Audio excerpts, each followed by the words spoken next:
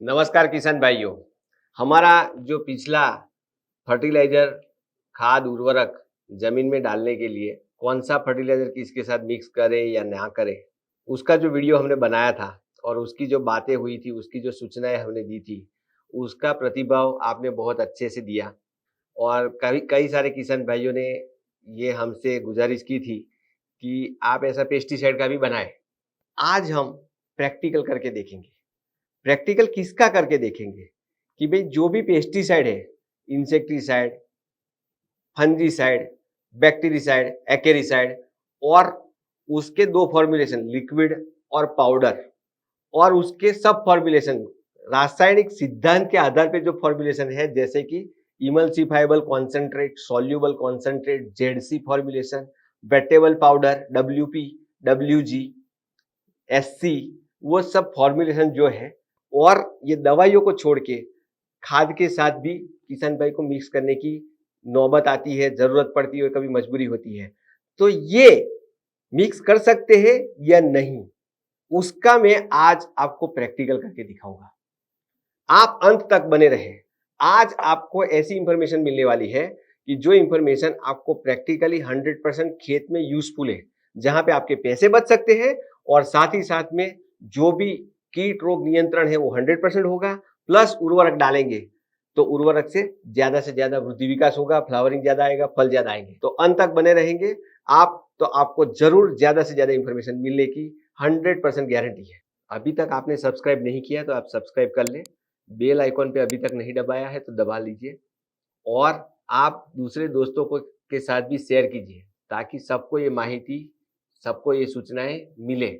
ये बहुत ही इम्पोर्टेंट माहिती हम देने जा रहे हैं आपको। लेकिन फिर भी अगर आपको लगता है आप आपके खेतों में जो पेस्टिसाइड यूज कर रहे हैं वो यहाँ पे हम इंक्लूड नहीं कर पाए हैं, तो आप हमें बताना, कमेंट में डालना, हम आपका उसका अलग से जवाब देंगे। पहले मैं प्रिंसिपल के तौर पे बताऊंगा कि सैद्धांतिक तौर पे किसके साथ क्या मिक्स कर सकते हैं और किसके साथ क्या चीज मिक्स नहीं कर सकते। तो किशन भाई, उसके लिए आपको समझना पड़ेगा पहले नंबर पे कि जो भी पेस्टिसाइड आती है कुछ ना कुछ फॉर्मुलेशन आता है उसका। पेस्टिसाइड जो होती है वो केमिस्ट्री होती है, रसायन शास्त्र के नियम के आधार पे बनती है और रसायन शास्त्र के नियम के आधार पे दूसरी पेस्टिसाइड के साथ मिक्स की जा सकती है या नहीं की जा सकती। एक पहला पॉइंट ये है।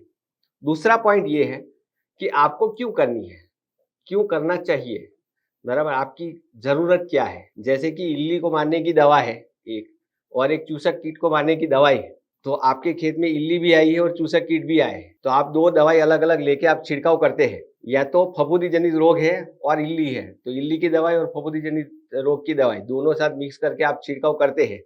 आपकी मिक्स करने की मजबूरी है तो आप मिक्स करते हो। लेकिन कई दफा ऐसा होता है कि आपको मार्केट में ऑलरेडी मिक्स चीज मिलती है, तो आपको मिक्स करने की जरूरत नहीं है, उसको बॉटल मिक्स बोलते हैं। तो बॉटल मिक्स अगर मिलता है तो टैंक मिक्स करने की जरूरत आपको नहीं पड़ती है। कहीं आपकी मजबूरी है, कहीं जरूरत है, लेकिन कहीं ना कहीं रसायन शास्त्र के सिद्धांत आपको रोकते हैं, या तो आपको बोलते हैं कि हाँ आप ये कर सकते हो। तो ये नियम क्या है, फॉर्मुलेशन क्या है, उसका मैं ब्यौरा देने जा रहा हूँ। बहुत ही सिंपल है, ध्यान से सुनना।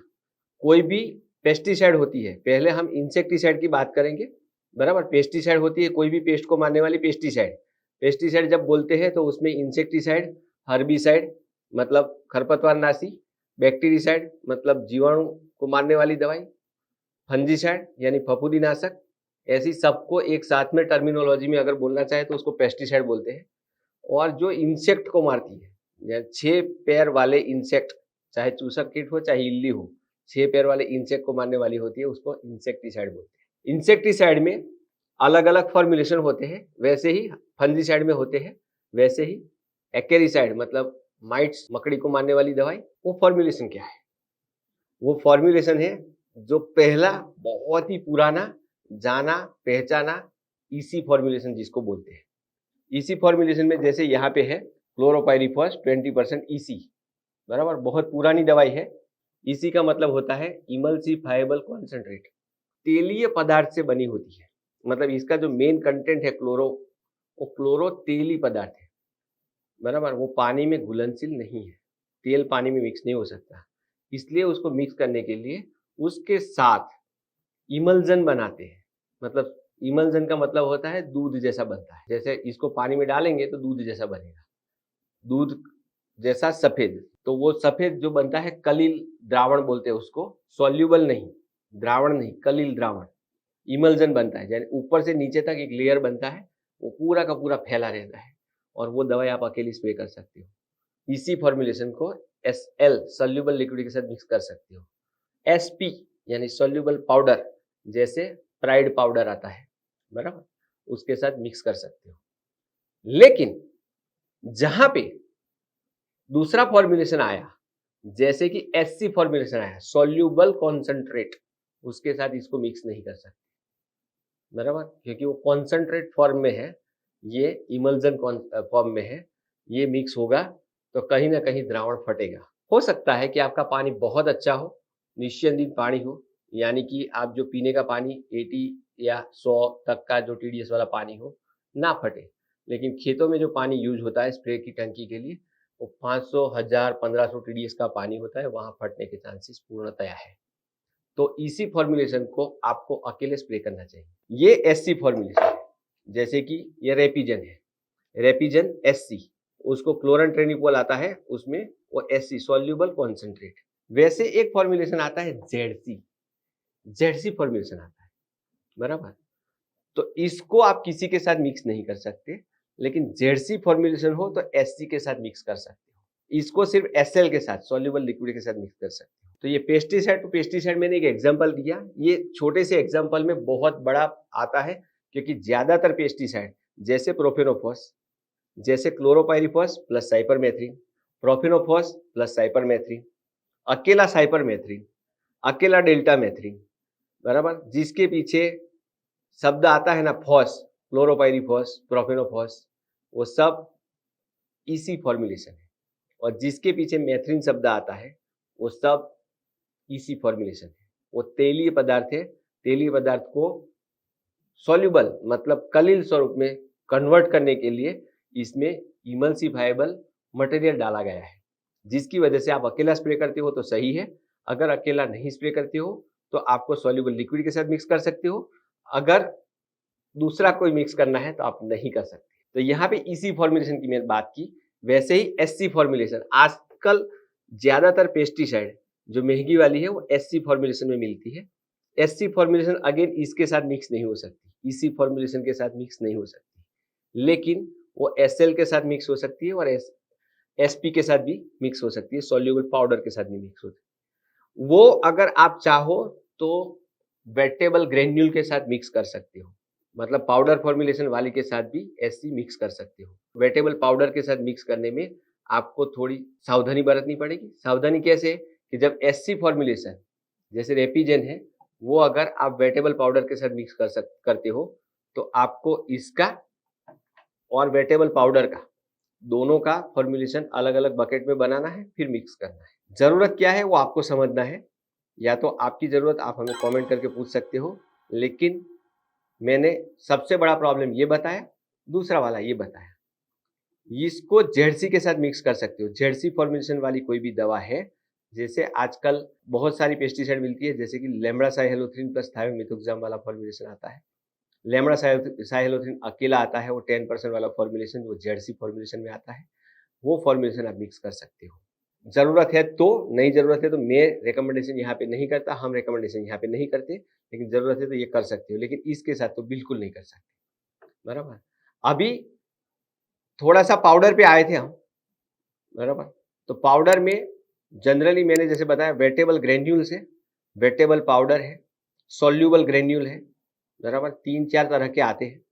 उसमें सबसे बड़ा ग्रुप है वेटेबल पाउडर। तो वेटेबल पाउडर जो है वो आप इसके साथ मिक्स नहीं कर सकते। SC फॉर्मुलेशन के साथ मिक्स करना है तो अलग अलग बनाना पड़ेगा द्रावण, बराबर। जैसे आपको 15 लीटर की टंकी बननी है तो 7.5 लीटर अलग अलग बकेट में लेना पड़ेगा। मानो कि ये आपको पंप में 10 ml डालना है, ये मानो कि आपको 30 ग्राम डालना है, तो 30 ग्राम अलग से बकेट में डालो, इसको अलग से डालो, दोनों का गोल बनाओ, फिर मिक्स करो तो हो जाएगा। तो ये सावधानी बरतने वाली बात है। अभी ये पेस्टिसाइड टू पेस्टिसाइड की बात की है, बराबर, मतलब ज्यादातर हमने इंसेक्टिसाइड का उदाहरण दिया है। अभी हम थोड़ा सा उससे आगे बढ़ के फंजीसाइड के साथ मैं एग्जांपल देना सेट करना चाहता हूँ। आपने फंजीसाइड में सबसे ज्यादा नाम सुना होगा कार्बनडेजिम, मैंकोजेब, बराबर। मैंकोजेब है WP, wettable powder. Carbendazim plus mancozeb आता है, वो भी वेटेबल पाउडर है। थायोफेनेट मिथाइल है, वो भी वेटेबल पाउडर है। और उसके साथ ही साथ में एक आता है कॉपर। अभी कॉपर की केमिस्ट्री बहुत ही अलग है, इसलिए उसको अलग से ध्यान रखना है। कॉपर ऑक्सीक्लोराइड वेटेबल पाउडर या वेटेबल ग्रेन्यूल्स फॉर्मुलेशन में आता है। वेटेबल पाउडर जो फॉर्मुलेशन है बहुत ही बढ़िया फॉर्मुलेशन है, वेटेबल ग्रेन्यूल उससे भी बढ़िया फॉर्मुलेशन है। लेकिन अगर आप कॉपर ऑक्सीक्लोराइड को एज ए फिजिकल पाउडर की तरह ट्रीट करते हो और पानी में डालते हो, तुरंत ही घुल मिल जाएगा, कोई प्रॉब्लम नहीं आएगा।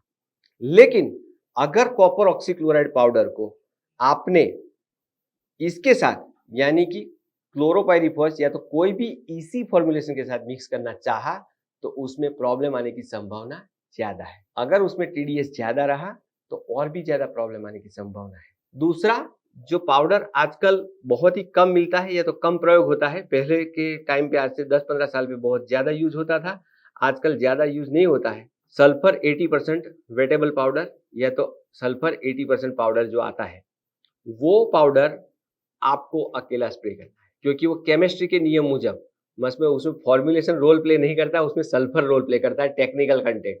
इसलिए वो टेक्निकल कंटेंट सल्फर जो है वो किसी के साथ मिक्स नहीं करना चाहिए, वो अकेला स्प्रे करना चाहिए। अगर आपने सल्फर को किसी के साथ मिक्स कर दिया तो प्रॉब्लम होने की संभावना बहुत ज्यादा है। वैसे ही कॉपर, क्योंकि सल्फर एलिमेंट है, कॉपर मेटल है, तो कॉपर किसी के साथ आप मिक्स कर सकते हो, बराबर। जैसे कि आप बोरोन के साथ या ह्यूमिक के साथ छिड़काव कर सकते हो कॉपर को। पेस्टिसाइड के साथ तो मैं 100% मना कर रहा हूं कि उसके साथ नहीं करना है।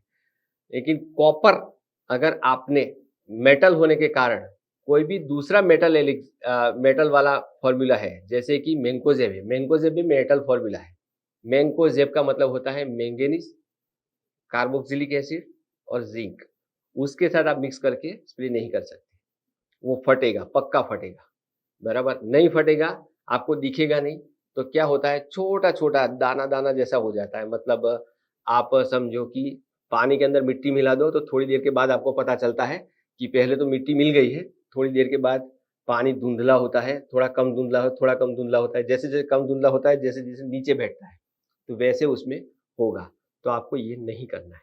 तो ये बात हमने पाउडर और लिक्विड इंसेक्टिसाइड और फंजीसाइड की बात की। अभी तीसरे पार्ट पे आते हैं। तीसरा पार्ट ऐसा है कि कई किसान भाई को ऐसी मजबूरी आती है, ऐसी जरूरत खड़ी होती है कि जैसे कपास है, उसमें अभी आप कोई इंसेक्टिसाइड स्प्रे कर रहे हो, मानो कि आप क्लोरोपाइरीफॉस स्प्रे कर रहे हो, तो उसके साथ बोरॉन डालने की जरूरत पड़ती है। जैसे कि अभी गुड्डी जड़ेगी, क्या बोलते हैं आपके वहाँ, मतलब फूल जड़ेंगे, टिंडे जड़ेंगे, तब बोरॉन की आवश्यकता रहती है, बोरॉन का छिड़काव होता है, कैल्शियम नाइट्रेट का प्रयोग करते हैं। तो उसका थोड़ा मैं आपको बता देता हूँ। मेन चीज क्या है कि आपको एक फर्टिलाइजर और एक इंसेक्टिसाइड, वो जब मिक्स करने की जरूरत पड़े तो बहुत ही इंपॉर्टेंट है कि इसी फॉर्मुलेशन आप बोरॉन और कैल्शियम नाइट्रेट के साथ छिड़काव नहीं कर सकते। हाँ, बोरॉन और कैल्शियम नाइट्रेट का छिड़काव कर सकते हो दोनों मिक्स करके, वो दोनों स्प्रे भी कर सकते हो, ड्रिप में भी दे सकते हो, कोई प्रॉब्लम नहीं है। और उसके साथ आप चाहो तो ह्यूमिक एसिड कंटेंट वाला प्रोडक्ट या तो सीवीड एक्सट्रैक्ट कंटेंट वाला प्रोडक्ट आप छिड़काव कर सकते हो, लेकिन इसी फॉर्मुलेशन नहीं कर सकते। हाँ, इसके साथ अगर आपको ऐसा लगे कि फफूंदी जनित रोग है और कॉपर ऑक्सीक्लोराइड का छिड़काव करना है, तो बोरॉन के साथ कॉपर ऑक्सीक्लोराइड आप छिड़काव कर सकते हो। लेकिन आप कोई एसिडिक यानी कि जो अम्लीय द्रावण बनाता है, जैसे कि कोई भी फॉस्फेटिक फर्टिलाइजर 05234 है, 1261 है, 134013 है, उसके साथ बोरॉन का छिड़काव नहीं कर सकते। तो बहुत सिंपल है।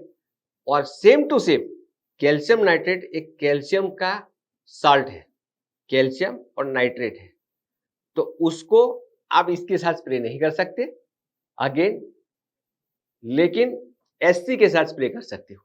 अगेन दूसरा, मैंने बोरॉन के साथ कॉपर ऑक्सीक्लोराइड बोला था कि आप छिड़काव कर सकते हो, लेकिन कॉपर ऑक्सीक्लोराइड के साथ कैल्शियम नाइट्रेट का छिड़काव नहीं कर सकते। तो अभी मैं बता देता हूं कि बोरॉन के साथ आप क्या छिड़काव कर सकते हो? ह्यूमिक एसिड, सीवीड एक्सट्रैक्ट और बोरॉन, वो छिड़काव कर सकते हो। अल्फा नेप्थेलिक एसिटिक एसिड हार्मोन से वो छिड़काव कर सकते हो। यस, दोनों का पीएच हाई साइड है, कर सकते हो। एससी फॉर्मुलेशन कर सकते हो, ईसी फॉर्मुलेशन नहीं कर सकते।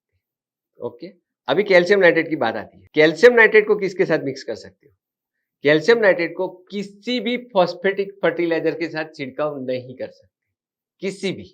मतलब 1261 नहीं कर सकते, 1340-13 नहीं कर सकते, 05234 नहीं कर सकते। कोई भी हो जिसमें फॉस्फेटिक फर्टिलाइजर आता है उसको कैल्शियम नाइट्रेट के साथ छिड़काव नहीं कर सकते। आपको मजबूरी है कि मुझे फॉस्फेटिक फर्टिलाइजर भी लेना है और कैल्शियम का सोर्स भी लेना है, तो आप चिलेटेड कैल्शियम लीजिए या तो नैनोविटा कैल्शियम लीजिए, बराबर, लेकिन कैल्शियम नाइट्रेट का छिड़काव नहीं कर सकते। दूसरा, कैल्शियम नाइट्रेट को किसी भी सल्फेट के साथ, जिसके भी सल्फेट शब्द आता है, जैसे कि zinc sulphate, ferrous sulphate, manganese sulphate, magnesium sulphate, potassium sulphate 0050, उसके साथ नहीं कर सकते। सल्फेट शब्द आया मतलब आपको कैल्शियम नाइट्रेट का छिड़काव नहीं करना है।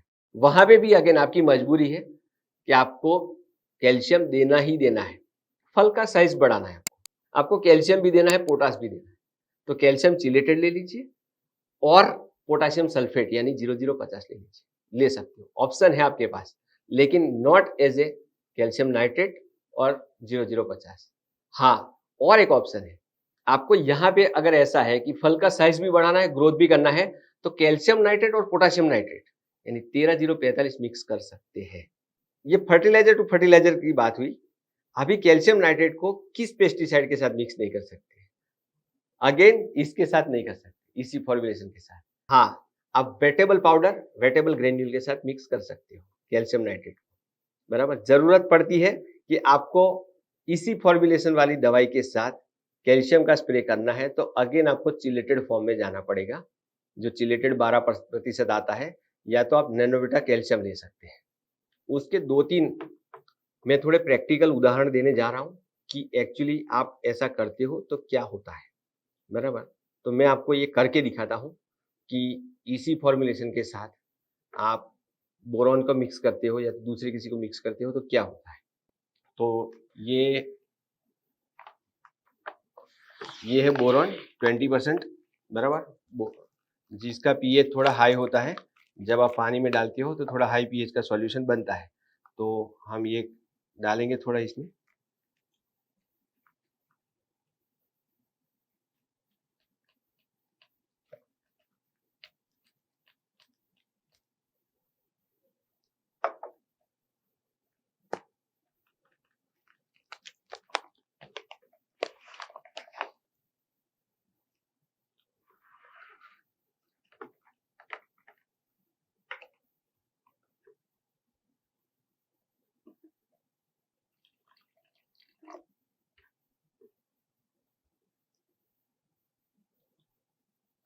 ये अकेला बोरॉन था, लगभग पिघल गया है।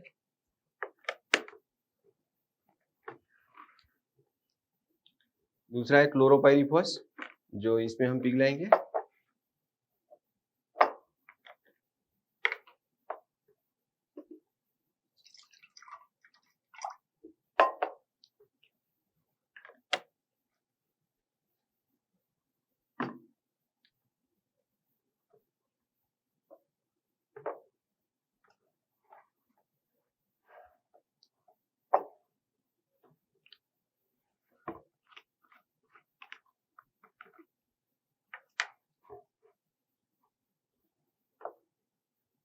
ये क्लोरोपाइरीफॉस 20% है, जो कि एक इसी फॉर्मुलेशन है।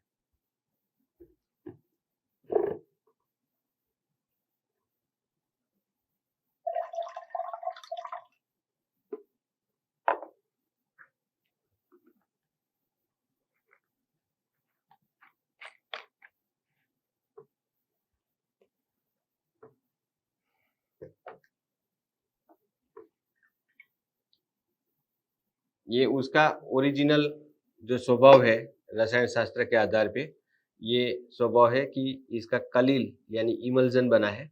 पानी के साथ इमल्सिफाइबल कॉन्सेंट्रेट वाली कोई भी दवाई होती है वो ऐसे दूधिया मतलब सफेद दूध जैसा द्रावण बनाती है, और इसका ये देख सकते हो आप कि ये ऑयली फॉर्मुलेशन है, तो कांच के साथ चिपकता भी है, बराबर। लगभग लगभग जो दूध के गुण होते हैं रसायन शास्त्र के आधार पे, वो वाले गुण की बात कर रहा हूँ।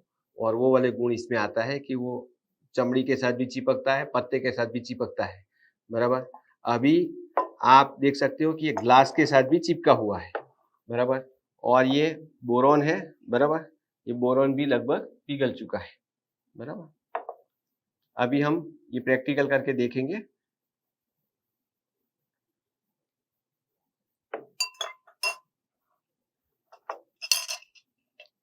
जैसे मैंने क्लोरोपाइरीफॉस डाल दिया, क्लोरोपाइरीफॉस का सॉल्यूशन डाल दिया और थोड़ा बोरोन का डाल दिया।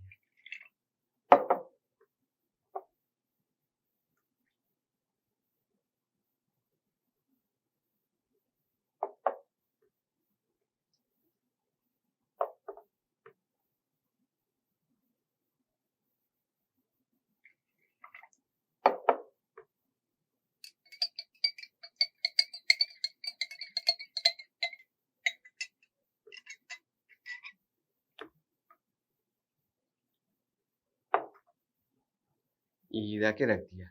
अभी 2-3 मिनट में हमको पता चलेगा कि इसका क्या होता है।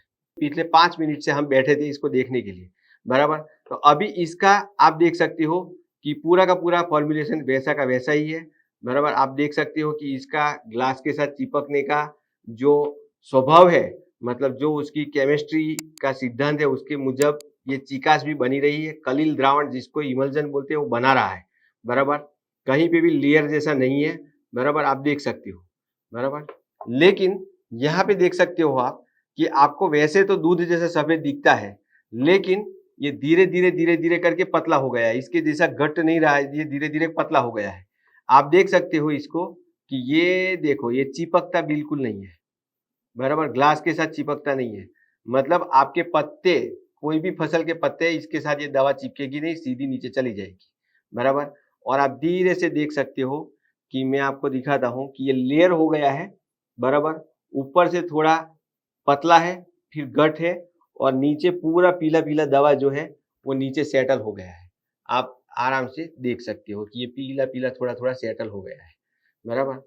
अभी यहाँ पे क्या होगा, आप दवाई जब स्प्रे करते हो पूरे खेत में, एक टंकी लेके जाते हो, एक टंकी आपने भरी, 15 से 20 लीटर की टंकी होती है, स्प्रे करने गए, अगर ऐसा हुआ तो नीचे के पूरे 15 लीटर में से नीचे से 1 या 2 लीटर के अंदर कॉन्सेंट्रेशन दवाई का प्रमाण ज्यादा रहेगा, ऊपर नहीं रहेगा।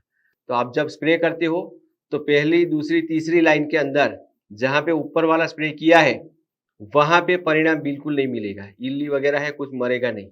और लास्ट में जब आते हो तो लास्ट लाइन के अंदर या तो आधी लाइन के अंदर 40, 50, 100 पौधों के अंदर जहां पे आपने ये 2 से 3 लीटर वाला लास्ट का स्प्रे किया होगा, बराबर, वहां पे दवाई का प्रमाण ज्यादा जाएगा और वहां पे इल्ली तो मरेगी, लेकिन फाइटोटॉक्सिक इफेक्ट यानी कि पत्ते जलने की भी संभावना रहेगी, प्रॉब्लम हो सकता है। आप देख सकते हो कि ये पूरी की पूरी दवाई नीचे येलो कलर में आ गई है। तो ये ओरिजिनल जो दवाई का कलर था वो नीचे बैठ गया है, इमल्जन जो कलिल स्वरूप है वो टूट गया है, रसायन का सिद्धांत यहाँ पे काम करता है। तो ये रसायन का बंधन जो है, बराबर, पानी के साथ जुड़े रहने का, वो कहीं ना कहीं खो गया है। यहाँ पे भी आप देख सकते हो कि कहीं पे भी ग्लास पे चिपकता नहीं है। ये लगभग 10 से 15 मिनट होने के आई, या अभी भी चिपकता है, आप देख सकते हो। तो ये कहीं ना कहीं दवाई पानी के साथ मिक्स करने के बाद तुरंत फट जाता है, कोई 5 मिनट के बाद फटता है, कोई 10 मिनट के बाद फटता है। लेकिन आपका जो मेन काम है कि दवाई का रिजल्ट मिलना चाहिए, वो नहीं मिलता। इसलिए किसान भाइयों, मेरी आपसे दरख्वास्त है, ये मेरी गुजारिश है, या तो नम्र विनंती है, जब भी आप छिड़काव करो तो आप छिड़काव के रसायन जो है, पेस्टिसाइड है जिसमें इंसेक्टिसाइड है, फंजीसाइड है, बैक्टीरिसाइड है, उसका अलग अलग प्रयोग करो। जो मैंने आपको प्रिकॉशन, चेतावनी दी है, उसके आधार पे करो। लेकिन आप फर्टिलाइजर, उर्वरक के साथ में पेस्टिसाइड का छिड़काव तो करो ही मत। और अगर आपको करना पड़े तो फिर भी मैंने जो प्रिंसिपल बताए हैं, कि इसी फॉर्मुलेशन को अकेला स्प्रे करो, कैल्शियम और बोरॉन को अकेला स्प्रे करो, उसको किसी के साथ मिक्स मत करो। फिर भी आज हिंदुस्तान में 850 तरह की पेस्टिसाइड रजिस्टर्ड है, उसमें से कम आपके तहसील में 400 तरह की मिलती होगी, बराबर। तो उसमें मैं सबका विवरण नहीं दे सकता, ये वीडियो बहुत लंबी जाएगी, 2 दिन बोलूंगा तो भी खत्म नहीं होगा, इसलिए मैंने सैद्धांतिक आधार पे बताया है। फिर भी आपका जो भी पेस्टिसाइड है आप मिक्स करना चाहते हो, टैंक मिक्स करना चाहते हो सकता है या नहीं हो सकता, या तो मार्केट में कोई अवेलेबल है, जैसे कि कार्बनडेजिम और बेंकोजेब अवेलेबल है, बराबर। थायोमिथोक्साम प्लस लेमडासाइहेलोथ्रिन अवेलेबल है, तो उसकी ऐसी कोई जरूरत पड़ी तो हम आपको सजेस्ट करेंगे कि आपको मिक्स करने की जरूरत नहीं है। मार्केट में टैंक मिक्स पार्टनर मिलता है, बराबर, या तो बॉटल मिक्स पार्टनर मिलता है, तो आप वो ले सकते हो, बराबर। खूब खूब धन्यवाद। फिर से अगेन एक बार फिर से कहता हूँ, आपको वीडियो अच्छा लगा तो आप लाइक कीजिए, शेयर कीजिए, ऐसी माहिती आपको पहुंचती रहे इसलिए बेल आइकन पे भी दबा दीजिए। और आपके वहां कौन सी पेस्टिसाइड आप मिक्स करते हो और क्या प्रॉब्लम आए हैं वो भी आप बता सकते हो, उसका सॉल्यूशन हम जरूर बताएंगे। खूब खूब धन्यवाद। Thank you very much.